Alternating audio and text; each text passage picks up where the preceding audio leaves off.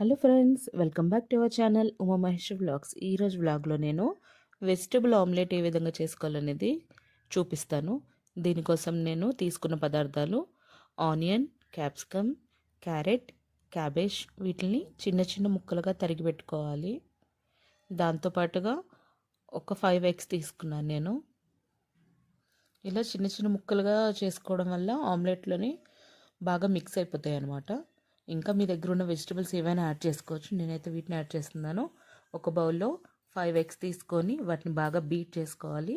Beat చేసుకున్న తర్వాత దానిలో సరిపడా ఉప్పు, పసుపు, అలానే కారం, ధనియాల పౌడరు, అలానే కావాలంటే కొంచెం గరం మసాలా పౌడర్ని కూడా యాడ్ చేసుకోవచ్చు.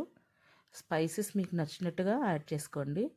యాడ్ చేసుకొని మళ్ళీ ఒకసారి బాగా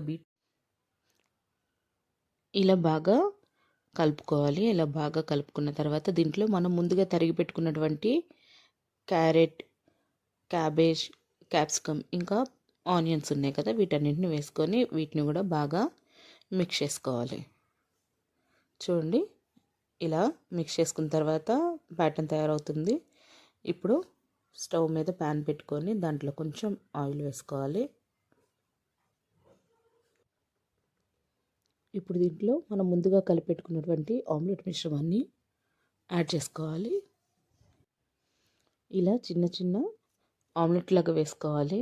నేనైతే బ్రేక్ఫాస్ట్ కదండి, కొంచెం పెద్దగానే ఆమ్లెట్లా వేసాను.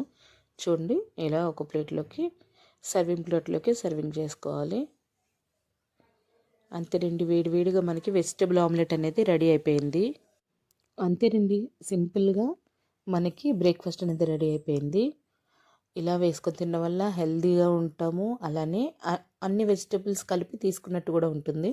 తప్పకుండా మీరు కూడా ట్రై చేయండి.